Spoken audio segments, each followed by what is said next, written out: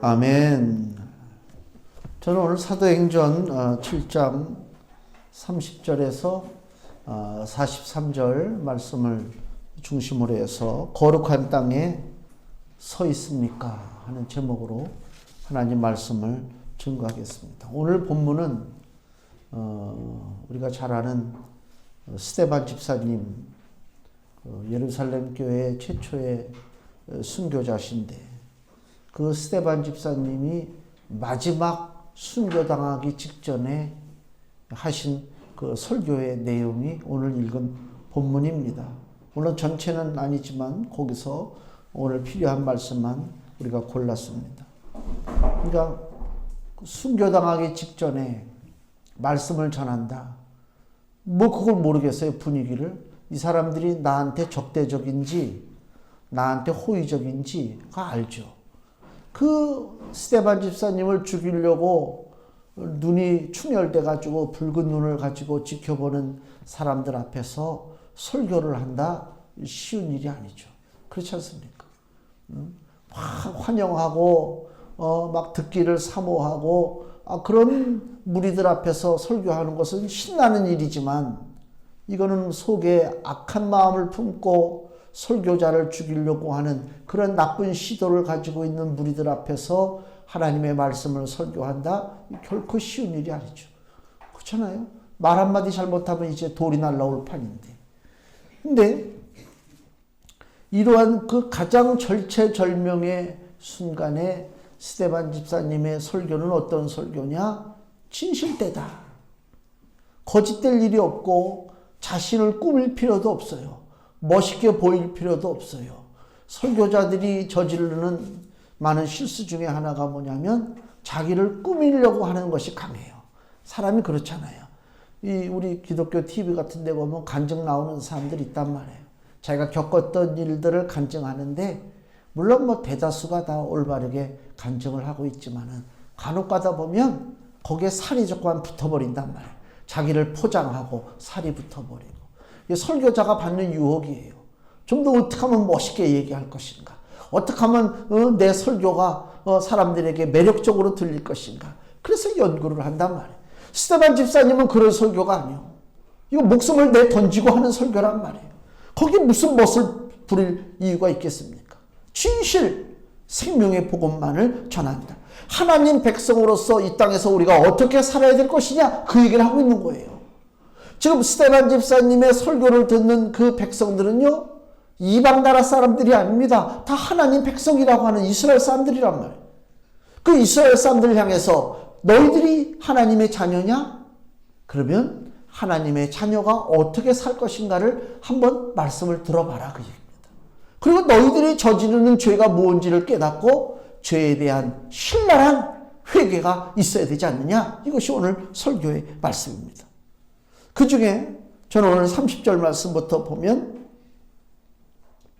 30절 40년이 참에 천사가 시내산 광야 가시나무 떨기 불꽃 가운데서 그에게 보이거늘. 지금 모세에 대한 이야기를 합니다. 그 당시에 모세는 이스라엘에게 민족의 영웅이요 신과 같이 받들어지는 존재가 바로 모세입니다. 그래서 모세 얘기를 합니다. 그때 출발점이 뭐냐? 40년이 찼다. 모세의 훈련의 시간이 지났다 그 얘기입니다. 우리가 잘 알다시피 모세가 지금 이 40년이 찼다는 얘기는 이 당시에 모세 나이가 80세라 그 얘기입니다. 40년 동안을 애굽 그 왕궁에서 바로의 그 공주의 양아들로 살았단 말입니다. 부귀를 누리고 호의호식을 하고 잘 살았어요. 40년 동안을. 그리고 40년이 지나고 이제 1차 광야의 삶이 시작되는데 그것이 뭐냐? 바로 살인사건에 연루가 됐잖아요. 23절 말씀 보세요. 나이 40이 되매 그 형제 이스라엘 자손을 돌아볼 생각이 나더니 한 사람의 원통한 일 당함을 보고 보호하여 압제받는 자를 위하여 원수를 갚아 애굽 사람을 쳐 죽이니라. 모세가 나서서 자기 동족을 구원한다고 애굽 사람을 쳐 죽였다. 이것이 드러났어요. 이것이 드러났단 말이에요. 그리고 28절 네가 어제 애굽 사람을 죽인과 같이 또 나를 죽이려느냐 하니 모세가 이 말을 인하여 도주하여 미디안 땅에서 나그네 되어 거기서 아들 둘을 낳으니라. 이 살인사건의 연루가 돼가지고 광야로 도망쳐서 지낸 세월이 40년이다. 그러면 하나님이 왜 모세는 평범한 존재가 아니죠. 하나님이 택하신 사람이요, 일꾼으로. 근데 40년이라고 하는 긴 세월 동안 광야에서 양을 치고 살도록 내버려 두실 이유가 있었던가, 그 얘기죠. 우리는 알지 못하는 우리 주변에 일어나는 일들이 많이 있어요. 내가 하나님 앞에 간절히 기도하잖아요. 이 정도면 하나님이 좀 들어주실 만한데 안 들어주실 때가 있잖아요. 아, 왜 그럴까? 내가 기도를 잘못하는 것인가? 내가 성령이 좀 더 충만해야 되는데 충만하지 않은 것인가? 그래가지고 우리 한국교회는 특히 뭐 기도운동이 일어나가지고 열심히 막 산에 가서 기도하고 나무 뿌리 잡고 기도하고 금식하고 기도하고 때를 쓰고 기도하고 별의별 기도를 다 하잖아. 근데 이게 다 육신적이다. 하나님의 의도하심을 모르니까 그런 일들이 벌어지는 거예요. 중요한 것은 뭐냐고요? 하나님이 정해놓으신 기간이 있잖아요. 그 기간이 안 되면 소용없어요. 그러니까 모세가 40세 때 살인사건에 연루돼가지고 애굽 왕궁의 그 호화스러운 영화를 버리고 광야로 도망쳤단 말이에요. 설마 내가 40년 동안 이렇게 광야에서 양만 치고 살 것인가? 라고는 생각하지 않았을 것입니다. 모세도 가서 광야에서 하나님 앞에 기도했을 거예요. 하나님, 내가 나를 위해서 이런 일이 벌어진 게 아니지 않습니까? 내 동족을 살리려고 하다 보니까 어찌어찌해서 애굽 사람을 죽였는데 이것으로 인해서 내가 40년을 광야에서 지내는 것이 이게 합당한 일입니까? 모세가 왜 기도를 안 했겠어요? 10년이 가고 20년이 가고 기도를 했을 거 아닙니까? 근데 변화되는 게 없어요. 40년. 오늘 30절 말씀처럼 40년이 찼다. 40년이 찼다는 얘기는 뭐예요? 40년이 이미 정해놓은 상태에서 그죠? 10년, 20년 올라가고 있는 거 아닙니까? 하나님의 정해놓은 기준이 있단 말이에요. 그 기준이 차기까지는 우리가 아무리 발버둥을 치고 난리를 쳐도 일은 벌어지지 않는다. 그걸 먼저 우리가 인정하고 받아들여야 돼요. 사람은 누구에게나 하나님이 정해놓으신 그 훈련 기간이 있어요. 그 훈련 기간을 기쁨으로 받아들이는 거예요. 근데 답답한 것은 뭐냐? 지나놓고 나니까 알겠지만은 훈련받는 그 순간에는 이 세월이, 이 기간이 나에게 훈련의 기간이라고 하는 것을 모를 때가 많잖아요. 왜 이럴까? 내 삶이 왜 이렇게 피곤하고, 내 삶이 왜 이렇게 답답하고, 이렇게 정말 힘들고, 왜 어려운가? 그것이 하나님이 나에게 주어주신 시험의 기간, 훈련의 기간이라고 하는 생각을 하지 못하고 살기 때문에 그래서 우리가 안타까워하고 답답해하고 속상해하는 거예요. 응? 훈련 기간이라고 하는 것을 안다면 이 훈련 기간에 차기까지는 하나님 앞에 인내함으로 주님의 뜻을 바라보고 나가는 수밖에 없다. 훈련받지 못한 사람들이 세상에 다 뻗어나가서 삽니다. 뭐 이런 일도 하고 저런 일도 하고 높은 일도 하고 낮은 일도 하고 많은 일도 하지만 중요한 것은 하나님의 훈련의 기간을 통과하지 못하는 인생은 100% 실패한다. 며칠 전에 부산시장이 기자회견을 하는데 나 같으면 나 기자회견 못할 것 같아. 창피하고 자존심 상해서 그냥 산으로다가 머리 깎고 도망갈 것 같아. 그거를 기자회견을 하고 결국은 부산시장에서 물러났어요. 근데 그걸 보는 거예요. 그 사람이 양력을 쭉. 야, 옛날에 장관도 했네. 야, 뭐 어느 대학 나오고 또 서울에까지 올라서 서울대학교에서 뭐 무슨 석사도 하고 뭐 철학 무슨 박사도 하고 야, 공부 많이 했다. 부산에서 오가면서 공부하느라고 얼마나 돈을 많이 썼을까. 다 좋아요. 그죠? 뭐 하나 부족함이 없잖아요. 근데 뭐가 빠졌어요? 하나님의 훈련하심이 빠졌어요. 그 인생에. 그럼 나가 떨어지는 거예요. 아무 소용없어요. 내가 하는 일이 가치가 있고 가치가 없고는 내가 정하는 게 아닙니다. 사람들은 착각해요. 뭔가 국가의 고위직에 올라서 결정을 하고 일을 하면 자기 일이 대단한 줄 알아요. 하나님은 그렇게 생각하지 않습니다. 우리가 사복음서를 보세요. 마태마가 누가 요한복음을 보세요. 그 시대에 빌라도 총독이 있었고 또 다른 뭐 헤롯의 어떤 통치가 있었지만은 하나님께서 헤롯의 통치를 칭찬한 적 없고 빌라도의 통치를 칭찬한 적이 없습니다. 그들이 위대한 일을 했다고 하는 증거가 성경에 나타나지 않습니다. 위대한 일을 누가 했느냐? 오히려 그 예수님의 제자들, 무식하고 배우지도 못하고 남한테 인정도 받지 못한 그 예수님의 제자들이 다니면서 복음을 전하는 것, 그것이 우리 하나님 보실 때 가치 있는 일이다. 세상을 변화시키는 일이다. 그 얘기입니다. 헤롯이 변화시킨 거 아닙니다. 빌라도가 세상을 변화시켰습니까? 아닙니다. 예수 그리스도 제자된 예수님의 그 귀한 제자들이 복음을 가지고 전 세상으로 퍼져나갔을 때 세상이 변화된 거예요. 그러니까 뭐가 가치 있는지, 뭐가 귀한 일인지 그건 우리가 판단할 일이 아니다. 하나님이 시키시는 일을 그 믿고 충성할 때 그것이 보람된 일이고 그것이 가치 있는 일이다. 그 얘기입니다. 양치는 목자로서 40년을 모세가 보낼 때 모든 것을 다 잃어버린 거 아닙니까? 이제 나그네 삶이란 말이에요. 근데 하나님께서 그런 모세를 칭찬하셔요. 여기 신약성경 히브리서 11장 24절 하나님이 모세를 칭찬하시는데 히브리서 11장 24절에서 26절입니다. 믿음으로 모세는 장성하여 바로의 공주의 아들이라 칭함을 거절하고 도리어 하나님의 백성과 함께 고난받기를 잠시 죄악의 낙을 누리는 것보다 더 좋아하고 그리스도를 위하여 받는 능욕을 애굽의 모든 보화보다 더 큰 재물로 여겼으니 이는 상 주심을 바라봄이라. 아멘.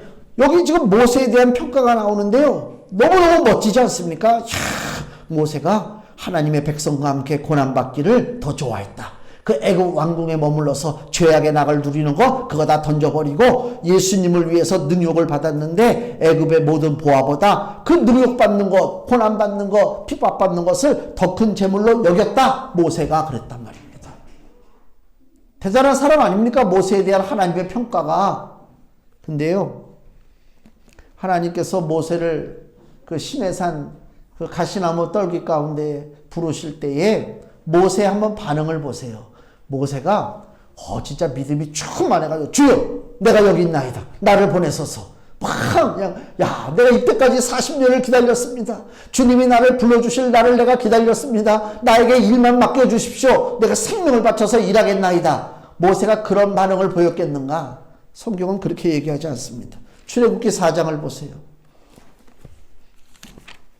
출애굽기 4장 10절 말씀. 출애굽기 4장 10절. 모세가 여호와께 고하되 주여 나는 본래 말에 능치 못한 자라.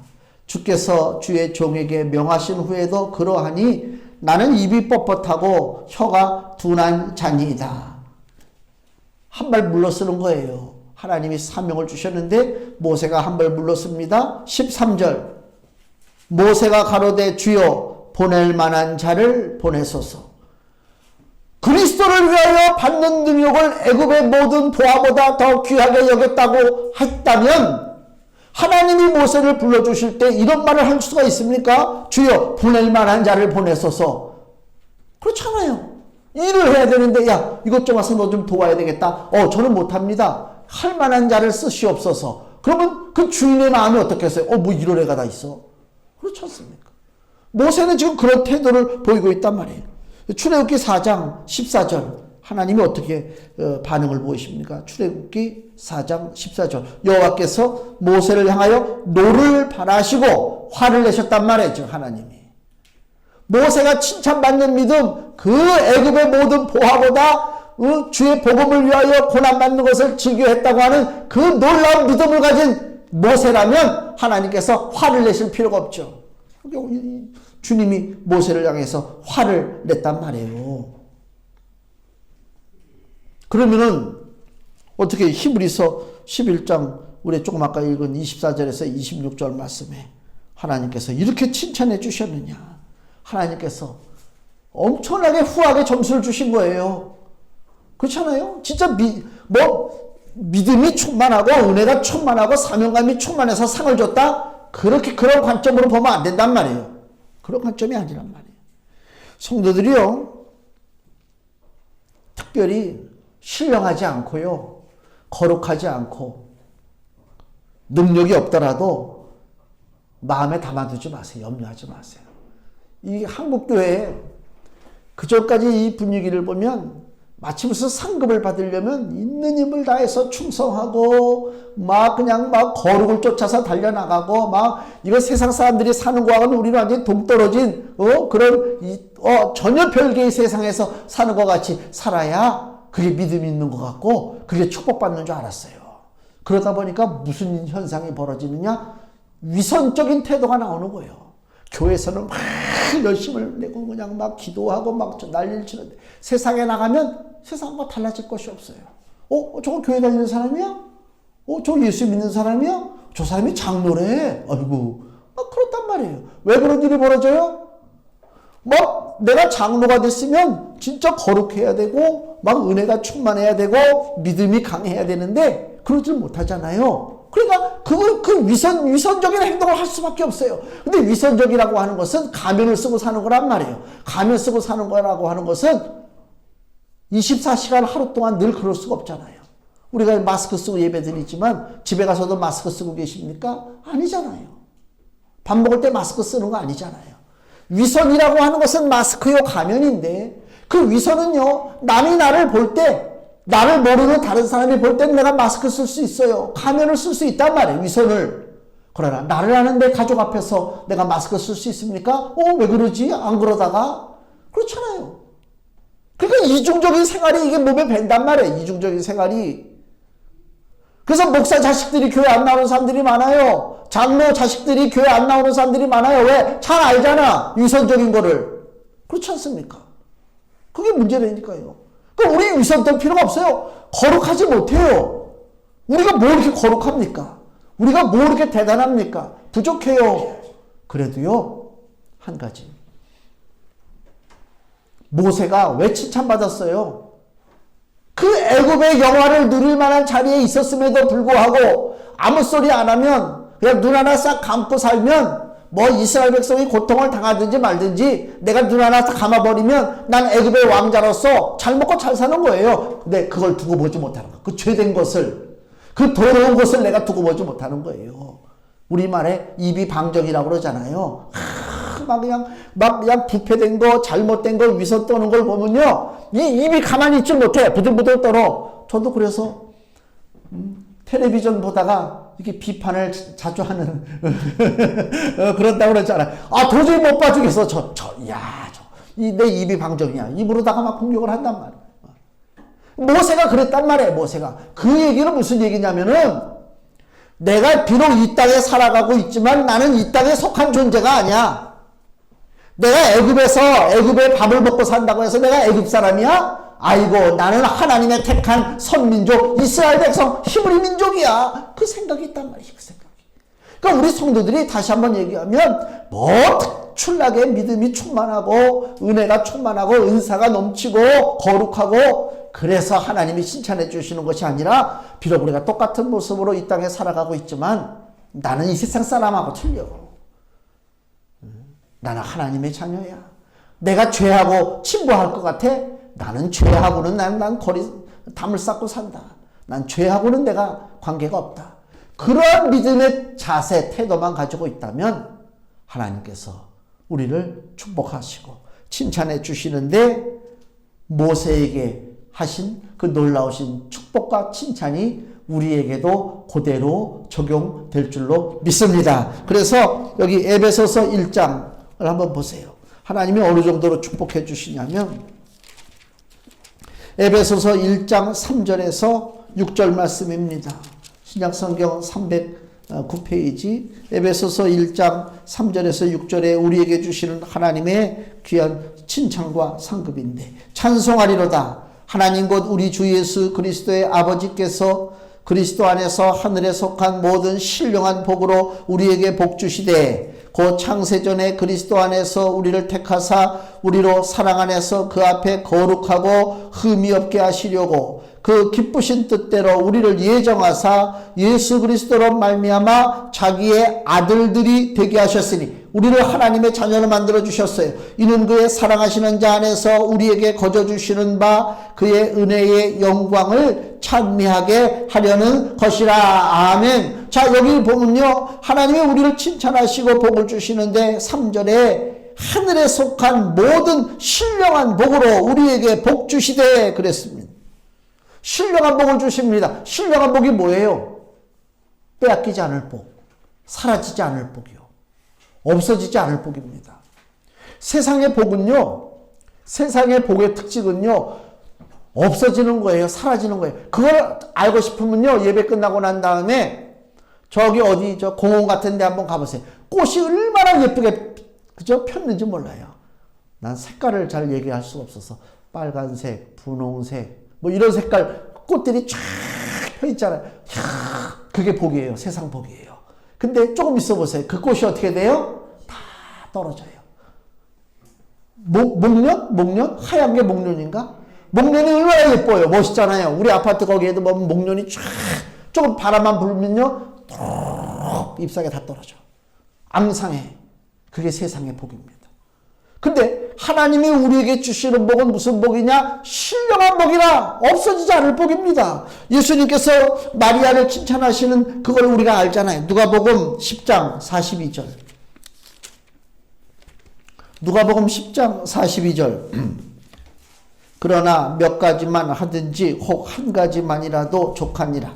마리아는 이 좋은 편을 택하였으니 빼앗기지 아니하리라 하시니라. 아멘. 우리 주님이 주시는 축복은 무슨 축복이라고요? 빼앗기지 않는 축복이라 그 얘기입니다. 사람이 제일 화가 날 때가 뭐예요? 줬다 뺐을 때. 그렇지 않습니까?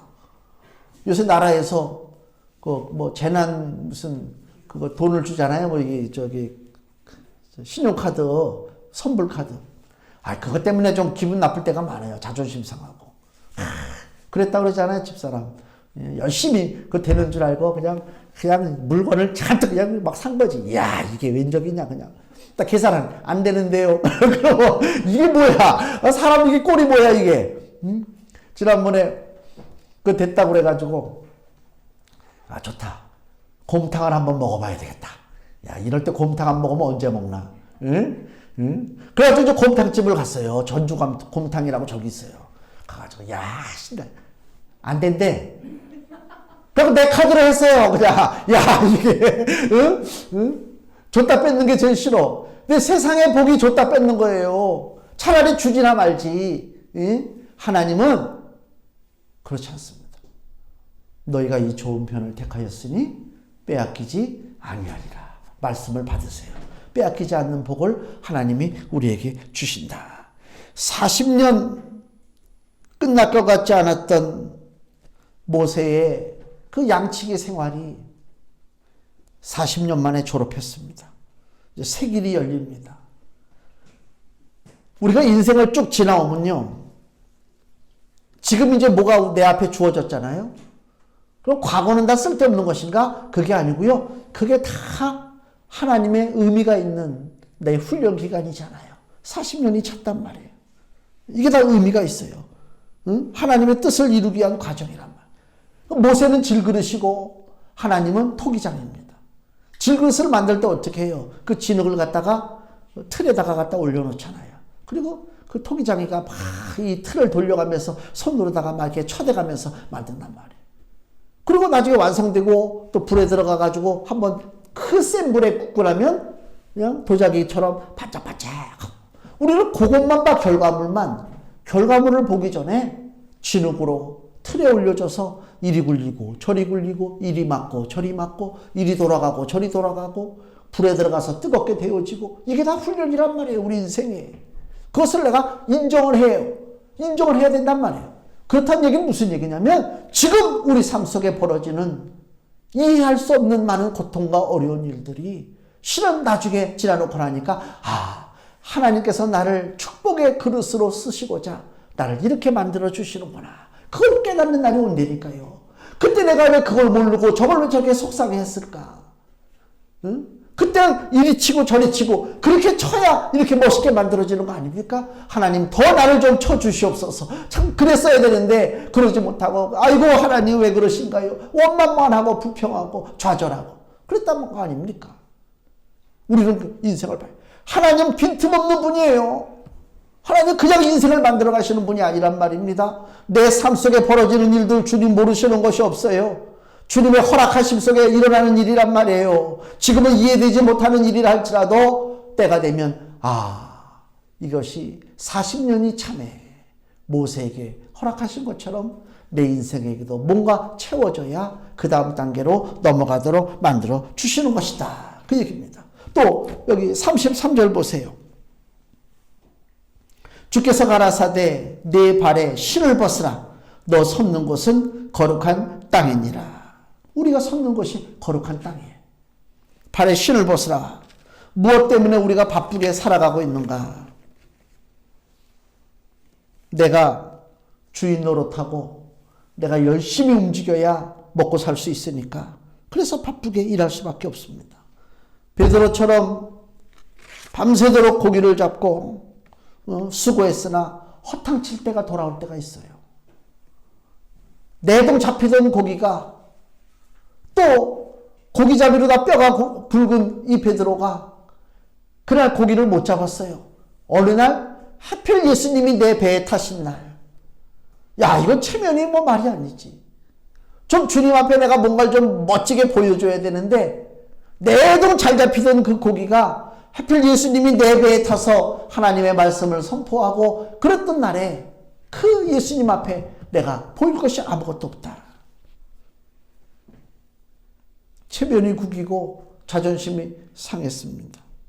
이 날이 무슨 날이냐? 내 발에 신을 벗는 날입니다. 이때까지 내 신을 신고 살았는데요. 이제 뭐가 안 돼요. 실패 왔어요. 좌절이 온단 말이에요.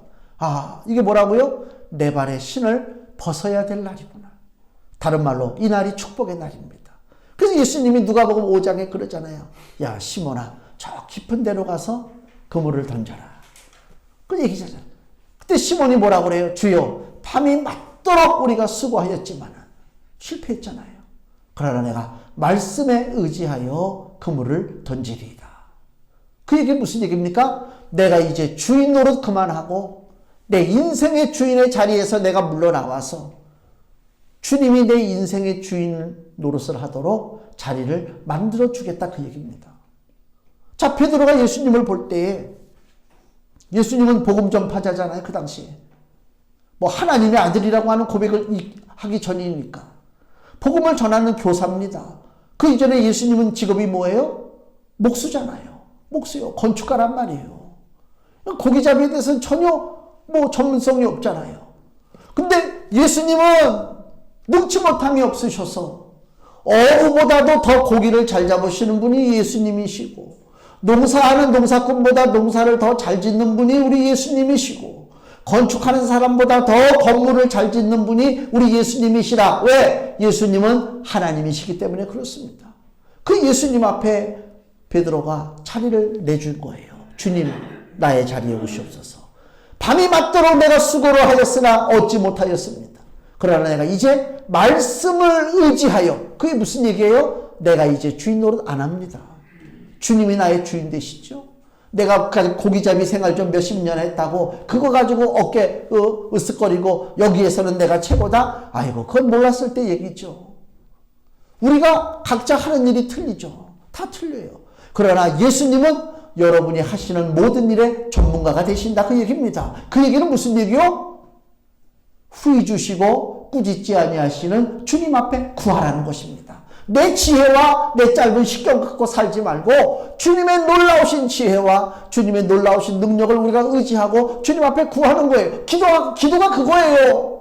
신령하게 살라고 기도하는 거 아닙니다. 거룩하게 보이라고 믿음 좋게 보이라고 기도하는 것이 아니라 내 삶의 문제는 내가 더 이상 이제 해결할 수가 없잖아요. 주님 앞에 맡기는 거 아닙니까? 그게 바로 기도하는 것입니다. 주님 앞에 의지하고 나가는 것입니다.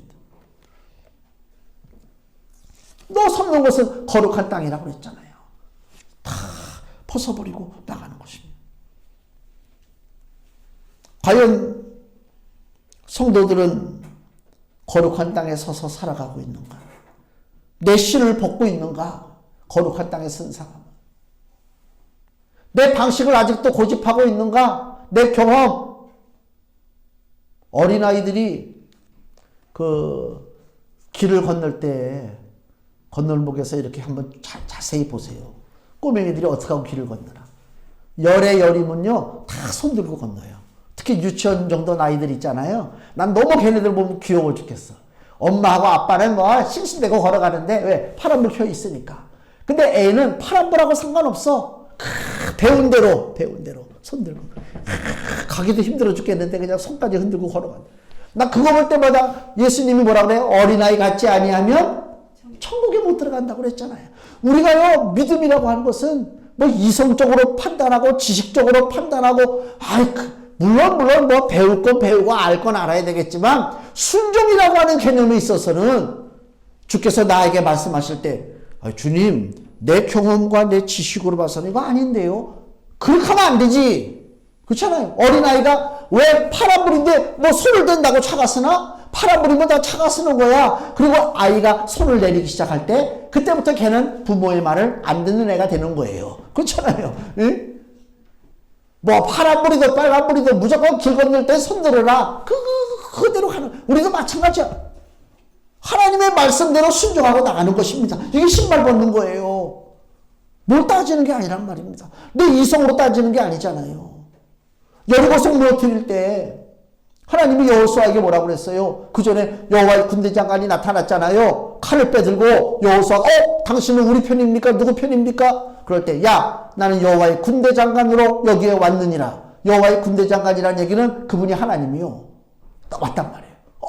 여호수아가 깜짝 놀라서 땅에 엎드렸잖아요. 야, 네가 섰는 곳은 거룩한 곳이니 네 발에서 신을 벗으라. 모세에게 한 말과 같이 똑같은 말을 하신단 말이에요. 그 얘기는 뭐냐? 이제 이 싸움은 네 방식으로 싸우는 게 아니야.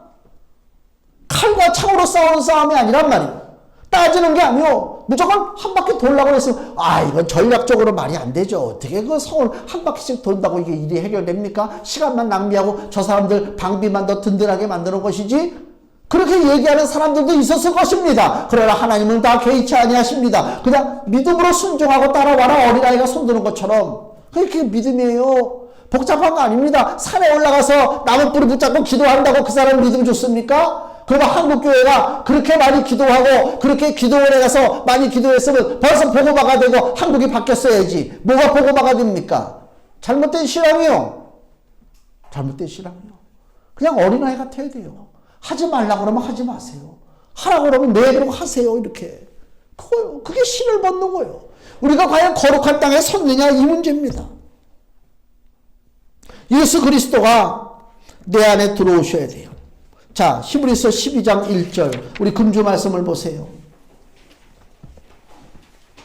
히브리서 12장 1절 같이 읽겠습니다. 이러므로 우리에게 구름같이 둘러싼 허다한 증인들이 있으니 모든 무거운 것과 얽매이기 쉬운 죄를 벗어버리고 인내로서 우리 앞에 당한 경주를 경주하며 아멘. 여기 보면 특히 무거운 것과 얽매이기 쉬운 죄를 벗어버리라. 무거운 것이 뭡니까? 마음에 꺼리는 것, 신앙 양심에 걸리는 일들, 뭐 정욕적이고 탐욕적이고 쾌락적인 것들, 내 믿음과 좀 거리가 있는 것들, 이런 것들을 무거운 것을 벗어버리는 거예요. 얽매이기 쉬운 죄는 무엇입니까? 나를 끌어안고 있는, 단단하게 나를 붙잡고 있는 이 못된 습관, 비신앙적인 그 태도, 우리 삶 속에 그런 모든 것들을 내가 벗어버리다. 이것이 내 신을 벗는 거란 말이에요. 새 신을 신기 위해서.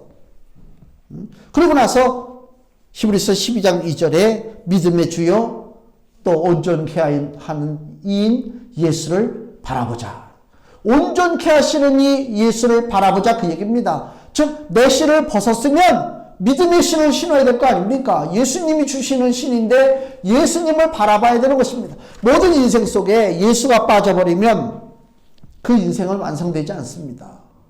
우리 어렸을 때 극장 가면 그 필름이 돌아가잖아요. 근데 낡은 극장은요, 필름이 돌아가다 뚝 끊겨요. 극장이. 그러면 아무리 영화를 재밌게 봐도요, 필름이 딱 끊겨버리면 에이 막 그러잖아. 그러면 사람들이 막 휘파람 부는 사람, 뭐 소리 지르는 사람, 별의별 사람 다 있어요. 그럼 나는 그냥 어린 마음에 그냥 참고 기다리면 저거 다 될 텐데 왜 이렇게 소리를 질러대나. 막 소리 질러대. 그러니까 조금 전까지만 해도 뭐 아주 감미롭고 달콤하고 부드럽고 그러던 극장 분위기가 그거 필름이 딱 끊기는 순간 갑자기 소리를 질러대고 막 완성이 안 되죠. 영화가. 마찬가지입니다. 온전케 하시는 예수 그리스도가 내 인생에 없으면 내 인생의 그 필름도 끊어져 버리는 거예요. 아무것도 완성이 안 됩니다. 주님을 내가 온전히 모셔드리고 살아가는 것입니다. 디모데후서 4장 8절에 바울이 마지막으로 자기 인생의 결말을 앞두고 소망을 품고 이렇게 공포하는데 디모데후서 4장 8절 이제 후로는 나를 위하여 의의 면류관이 예비되었으므로 곧 의로우신 재판장이 그날에 내게 주실 것이니 내게만 아니라 주의 나타나심을 사모하는 모든 자에게니라. 아멘. 바울은 상주심을 바라봤어요. 왜요? 자기 신을 벗었기 때문에. 예수님의 신을 신고 살았단 말이에요. 복음의 신을 신고 살았다. 요한일서 2장 15절에 세상을 사랑하면 아버지의 사랑이 그 속에 있지 아니하니 그랬어요. 또 요한일서 2장 17절에도 이 세상도 그 정욕도 지나가되 오직 하나님의 뜻을 행하는 이는 영원히 거하느니라 그랬습니다. 그 세상적인 것에 우리가 얽매이면 안 된다. 내 것에 얽매이면 안 된다. 그 얘기입니다. 스데반 집사님이 이제 말씀의 결론을 내립니다. 이 이스라엘 족속을 향해서 스데반 집사님이 아주 신랄하게 그들을 책망합니다. 자, 51절 보세요. 목이 곧고 마음과 귀에 할례를 받지 못한 사람들아, 너희가 항상 성령을 거스려 너희 조상과 같이 너희도 하는도다. 그 당시 이스라엘 사람들은 이중적이요. 형식적으로는 하나님을 예배하지만 주께서 마태복음 15장에 말씀하신 것처럼 이 백성이 입술로는 나를 존경하되 마음은 내게서 멀도다 그랬어요. 이중적인 태도란 말이에요. 오늘 우리들은 과연 어떤가? 말로는 예수님, 말로는 하나님, 주님, 성령님 뭐 다 하지만 과연 우리 하나님과 내가 마음적으로 가까웠느냐? 그걸 한번 생각해 봐야 돼요. 진지하게. 그래서 오늘 물음입니다. 우리는 과연 거룩한 땅에 서 있는가? 답은 뭐라고요? 거룩한 땅에 서 있습니다. 내 자신의 신을 벗으세요. 주님의 신을 신고 복음의 신을 신고 살아갈 때에 우리 인생에 있는 모든 인생의 고비고비를 잘 넘어가고 하나님의 은혜 가운데 풍성한 추수할 수 있는 놀라운 축복의 역사가 우리 성도들의 삶 속에 나타나게 될 줄로 믿습니다. 기도하겠습니다.